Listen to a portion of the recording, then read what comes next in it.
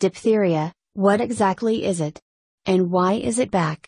In the 1st century, a doctor called Daridius of Cappadocia described the rotting smell of Egyptian ulcers. Ancient Chinese medical literature mentions a disease called children-killing carbuncle. In 17th century Spain there were references to an illness known as the strangler. They were talking about diphtheria, a highly infectious respiratory disease that colonizes a person's nose and throat, creating a thick layer of dead cells that can block the airway. It has always had a reputation for sickening children. With the introduction of a highly effective vaccine in the 1920s and early 30s, diphtheria faded away in much of the world. Today it's largely considered a disease of the past. But now it's back in the headlines, spreading quickly in places like Bangladesh and Yemen. The World Health Organization says it is sending a shipment of antitoxins to Bangladesh this weekend, after 6 deaths in a Rohingya refugee settlement. The organization did the same last week for Yemen, where at least 30 have died of the bacterial infection, many of them children. It is shocking that in 2017, there are children dying of an ancient disease that is vaccine preventable and can be easily treated, says Dr. Nevia Zagaria, the WHO representative in Yemen. What does the name diphtheria mean?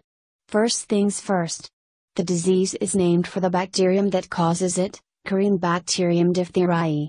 Diphthera is Greek for skin or hide, a reference to the thick membrane that forms in air passages. It can be pronounced 2 ways, diphtheria or diphtheria. How does it spread? The bacterium that causes diphtheria can live in some people without causing them to show symptoms, which can occasionally lead to a typhoid Mary type situation where a person spreads it around without even realizing he has it. It spreads between people in infected coughs and sneezes. Kids can also pick it up from playing with contaminated toys. Symptoms include sore throat, a low fever and lack of appetite, followed by a visible grayish coating in the nose or throat, and a swollen throat sometimes called a bullneck. What does it do to people? The bacteria attach to the lining of the respiratory system and produce a poison that starts killing healthy tissue. It does so by preventing cells from creating proteins, which essentially shuts them down. After a few days, it can kill so many cells that dead tissue forms a grayish layer in the nose and throat that can make it hard to breathe or swallow. Essentially, it can choke a person on his own dead cells.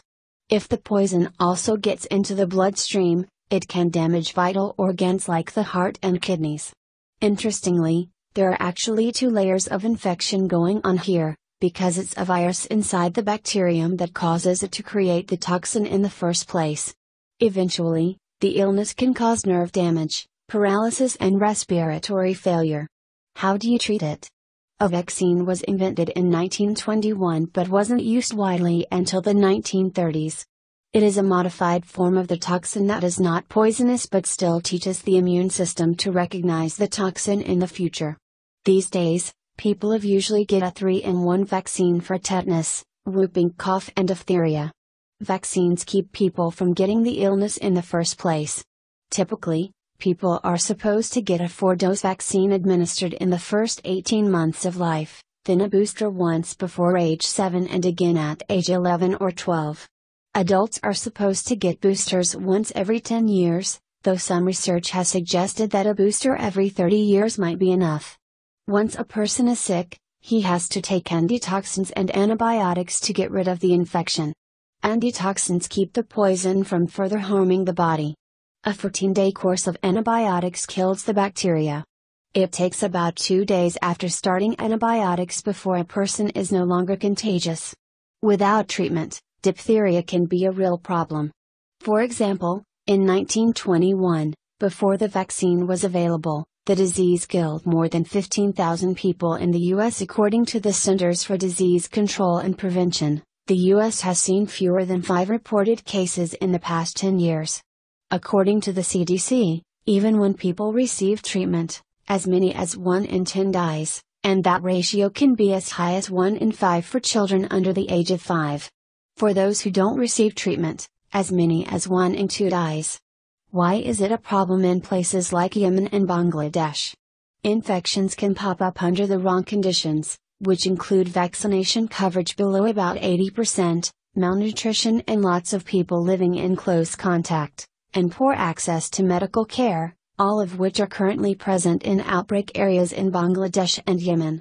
This year, more than 500,000 members of the Rohingya ethnic group have fled to Bangladesh from Myanmar, where violence against them, including execution, arson and rape, has been denounced by the United Nations and the U.S. State Department as ethnic cleansing.